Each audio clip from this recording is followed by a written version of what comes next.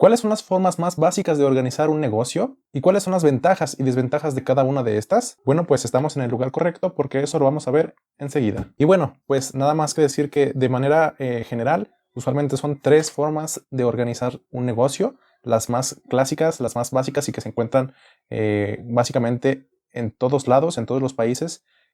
o por lo menos en la mayoría de ellos, aunque de repente cambien nombres, cambien ciertas definiciones, claro, dependiendo del país y la cultura de la cual se trate. Y bueno, podemos hacer el señalamiento de que esas tres maneras de organizarnos son básicamente lo que viene siendo la forma de persona física, la forma de sociedad de esas personas físicas, o inclusive pueden ser otras sociedades, y la tercera forma, que es la forma de corporación, o aquí en México mejor conocida como sociedad anónima. Y bueno, vamos a empezar por hablar sobre la persona física y vamos a hacer ciertos señalamientos al respecto de la persona física, como por ejemplo que cuando una persona quiere poner un negocio y quiere entrar como tal en la modalidad de persona física, que por cierto es la modalidad que más se usa o en la cual hay más negocios operando. Esta misma, al tratarse de una modalidad que de hecho no es muy formal que digamos y no trata con magnitudes tan grandes como vamos a ver en las otras, esto conlleva a que el gobierno mismo imponga menos restricciones para aperturar la labor de estos negocios. Entonces tenemos que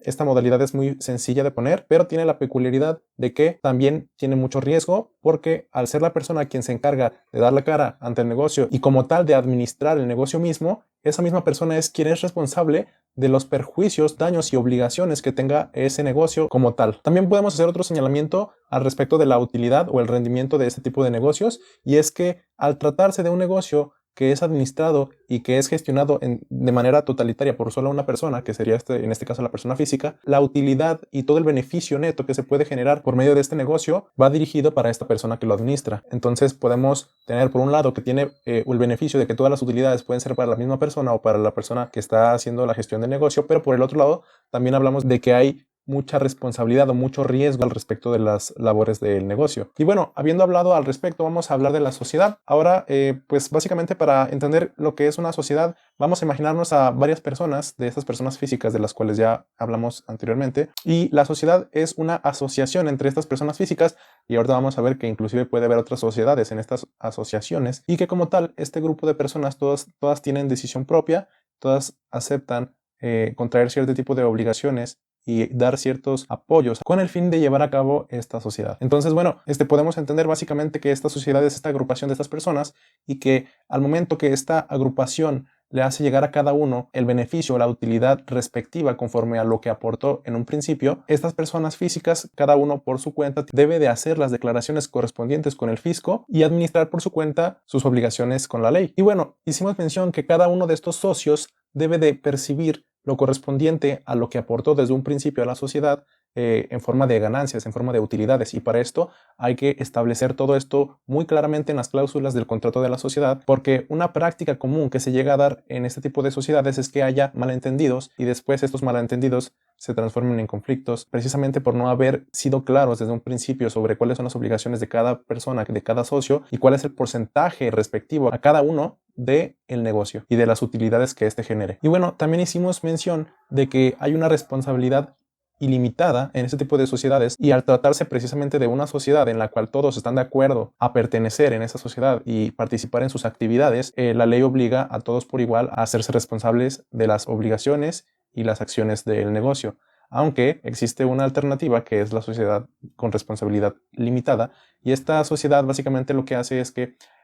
separa o divide en dos grupos a los socios que conforman la sociedad. Por un lado tenemos a los socios generales, que son responsables como tal y como hemos hablado hasta ahora de las actividades y las obligaciones del negocio, pero por otro lado también tenemos a los socios que tienen una responsabilidad limitada. Estos socios usualmente son quienes simplemente aportan un capital y quieren comenzar con el negocio, pero que en sí en realidad no administran el negocio, no tienen nada que ver con la operativa del negocio, y por lo mismo es un poco injusto juzgarlos y acarrear esas obligaciones más allá de lo que se aportó y llevarlo hacia su plano físico, por así decirlo. Entonces, para proteger los bienes personales de este tipo de socios, que son como más que nada socios capitalistas, se genera esta forma en la cual el contrato estipula que los socios generales están de acuerdo en que esta sección de socios, que son los socios con responsabilidad limitada, no tengan que ver o no tengan una responsabilidad más allá de con la que ellos participaron al momento de aperturar la sociedad o al momento de entrar a la sociedad. Entonces, este tipo de socios, que son los que tienen responsabilidad limitada, simplemente se van a hacer cargo o van a tener la obligación con la empresa o con la sociedad con un límite máximo del capital o la inversión que ellos hicieron para entrar en esta sociedad. Y bueno, también tenemos que para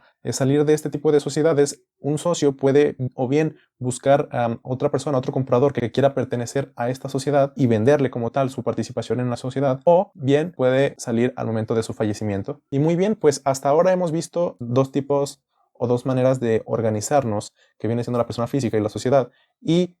hasta aquí podemos hacer un énfasis o podemos analizar de cierta manera lo que hemos platicado hasta ahora y hacer ciertos señalamientos al respecto de cuáles podrían ser las desventajas y hasta cierto grado las ventajas de estas maneras de organizarnos. Desde ya comento que, bueno, ese tipo de organizaciones o esta manera de organizarnos va muy bien cuando se está comenzando un negocio y cuando no se tiene como tal asegurado un crecimiento muy grande. Entonces, hay muchos beneficios en cuanto a esta manera de organizarnos a corto plazo,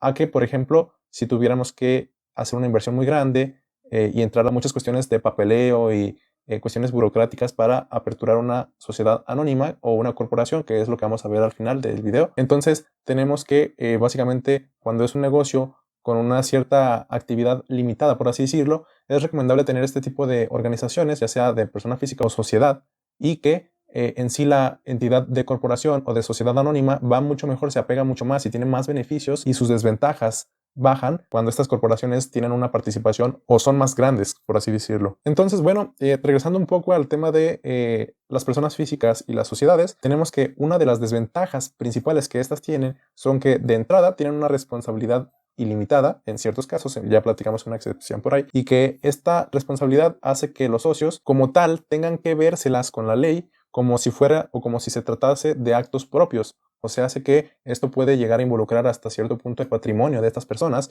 lo cual también se representa en un riesgo para la estabilidad y como tal el patrimonio de estos socios. Otro punto que también hay que señalar es que si bien hicimos el señalamiento de que las sociedades es posible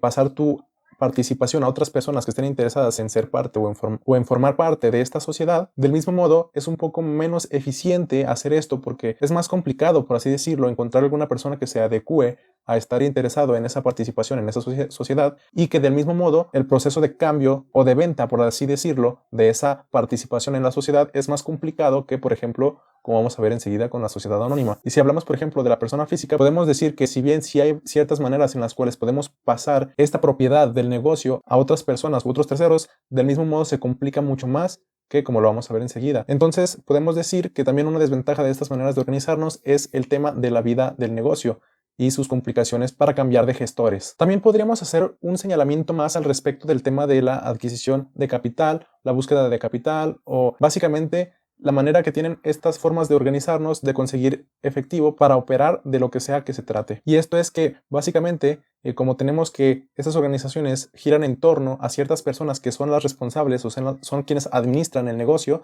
entonces la capacidad del negocio de conseguir efectivo se limita a la capacidad de los socios o del dueño en su caso de conseguir ese mismo efectivo o de el patrimonio de esos socios o de ese dueño. De ese modo se limita en cierta manera y es una complicación que hasta cierto grado pueden tener este tipo de negocios que de repente tienen dificultades para conseguir capital o para conseguir financiamientos. Muy bien, entonces vamos a hablar ahora de la sociedad anónima, que es la tercera manera de organizarnos. Y la sociedad anónima, que también se conoce de mejor manera en Estados Unidos como corporación, tiene la peculiaridad de que si bien es la forma de organizarnos que tiene más dificultades a la hora de empezar, para constituir como tal esta sociedad se debe de ir con un notario público, por ejemplo, con alguna persona que haga valer y que sea transparente ante la ley. Se tiene que pagar cierta cantidad y cumplir con ciertos requisitos. También se tiene que cumplir con ciertos procesos burocráticos para llegar a la formación de esta empresa o de esta sociedad anónima. Y se puede decir que la sociedad anónima o la corporación, que desde ahora en adelante voy a mencionarle solamente corporación, tiene la peculiaridad de que su comportamiento ante la ley es independiente ante sus socios, es decir, que esta misma corporación se hace cargo de todas sus obligaciones y de que toda su operativa gira en torno a la misma responsabilidad y obligación que ésta puede ofrecer. De manera personal me gusta pensar, por ejemplo, que este tipo de corporaciones es como si naciera una persona más, porque básicamente tienen muchos derechos y hasta cierto grado muchas obligaciones que los humanos tenemos. Por ejemplo, una corporación puede pedir créditos, puede formar asociaciones con otras personas o con otras empresas, inclusive puede ser demandada y prácticamente tiene libertad de hacer muchas cosas que nosotros como personas físicas tenemos, como si se tratase de la formación o como si tuviera las obligaciones de una persona más. Es por eso que se le llama persona moral. Y bueno, otro aspecto que también hay que señalar aquí es que del mismo modo que hice mención en mi video pasado, si no lo has visto te lo dejo por aquí arriba en las tarjetas para que te pases a verlo, los socios o los accionistas de este tipo de corporaciones usualmente no son quienes administran o quienes dirigen como tal la empresa. Hasta cierto punto se puede decir que ellos, cuando se hace la constitución de la empresa, ellos eligen quién va a ser el consejo, quién va a tomar como, por así decir, las decisiones estratégicas o las decisiones de más alto rango, y este mismo consejo es quien decide quiénes van a ser precisamente esos administradores de la empresa. Así que de cierto modo se podría decir que en un principio los socios accionistas tienen este poder para tratar de definir quiénes son quienes administran el negocio, pero a fin de cuentas no quita que los administradores y los socios sean personas distintas y que, como comentaba en su momento, esto pueda llevar consigo ciertas complicaciones que más adelante se pueden tener. Entonces, otra peculiaridad también de este tipo de corporaciones es su facilidad de permitir la entrada y salida de socios por el mismo hecho de que no conlleva una responsabilidad tan grande en cuestión legal el hecho de ser parte de esta sociedad. Entonces, aquí vemos que los títulos de socios capitalistas, que se conocen como acciones, abren puerta y dan mucha facilidad a que haya este flujo de accionistas que entran y salen, y que hasta cierto punto podemos estar hablando de que hay empresas que tienen en ciertos momentos millones de accionistas, y que no solo eso, sino que también una gran cantidad de estos accionistas están en un constante flujo o en una constante rotación. Esto quiere decir que hay accionistas que entran y salen en un periodo de tiempo determinado. Esto es más que nada gracias a la bolsa y su facilidad para la compra y venta de acciones, que de no tenerla, hacer todos estos procesos sería un poco más complicado, aunque no imposible, pues en cierto momento así se llegaban a hacer las cosas hace ya varios años atrás. Y pues tenemos que básicamente la corporación es quien más aprovecha estas ventajas tecnológicas que tenemos hoy en día, precisamente para conseguir este plus que es la facilidad de conseguir efectivo y también darle ese valor agregado a sus accionistas de poder salir y entrar tan fácil como ellos lo requieran. Entonces tenemos que de esta manera este tipo de corporaciones tienen esta tan grande ventaja de financiarse, como hicimos comentario anteriormente. Y por ejemplo tenemos casos como el de Apple, que en cierto momento, cuando sus productos estaban teniendo una cierta demanda, ellos tenían que ver la manera de crecer y precisamente cumplir con todas esas ventas que estaban teniendo en ese momento, y ellos optaron por cambiar a esta forma corporativa precisamente para conseguir un financiamiento más rápido y más eficiente para continuar con sus labores. Y pues al día de hoy conocemos lo que es Apple. Sabemos que muy probablemente lo que es precisamente a muchas decisiones estratégicas que tomaron en su momento, y entre ellas tenemos esta. También tenemos de este mismo modo que este modelo de organización de corporación evita lo que se conoce como morir de éxito, y que básicamente esta definición o este término se refiere a que a veces hay ciertas empresas que tienen un éxito tan grande que, por ejemplo, están comprometidos con ciertos niveles de demanda, y que al no verse capaces de cumplir con esta demanda, llegan a recurrir en la violación de ciertos contratos que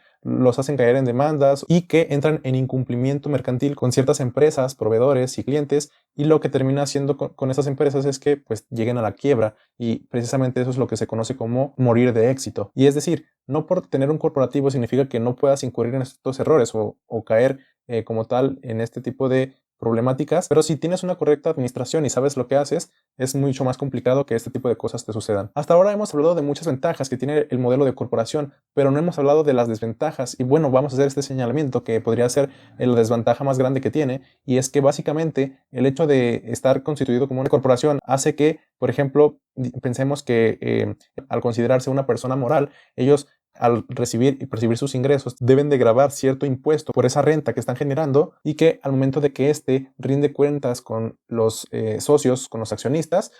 pues podemos pensar que los accionistas también, ellos por su parte se están enriqueciendo de cierta manera, por lo que ellos también graban cierto impuesto, y esto es lo que se conoce como un impuesto doble, precisamente debido a la forma de organizarse de una corporación. Tenemos también que hay una variante de la corporación que se conoce como la corporación con responsabilidad limitada, eso es en inglés Limited Liability Company, mejor conocidas como LLC, y que básicamente lo que hacen estas corporaciones, o su intención, es fungir como si se tratase de una corporación, pero evitando o intentando evitar este doble gravamen, por lo que si bien sí hay posibilidad de formarse, también se es un poco más estricto con que quienes quieran formar esta forma de organizarse cumplan ciertos requisitos, y en caso de que se incumpla y que esta manera de organizarse se acerque mucho, por ejemplo, a la de una corporación, entonces pues se estaría tratando como si de una corporación se tratase y estarían incurriendo nuevamente en un doble gravamen. Aquí en México conocemos este tipo de empresas como sociedad de responsabilidad limitada. Y bueno, también creo que es muy importante hacer una aclaración, que también desde el principio del video hice mención de esto, pero es bueno hacer este señalamiento, que esta manera de organizar negocios y de estructurar empresas o sociedades es básicamente la misma en la mayoría de los países, aunque estas pueden de repente presentar una variable o ciertas peculiaridades dependiendo del país, la cultura o la zona de la que estemos hablando, pero básicamente se trata de lo mismo. Por mi parte, esto sería todo. Nos vemos.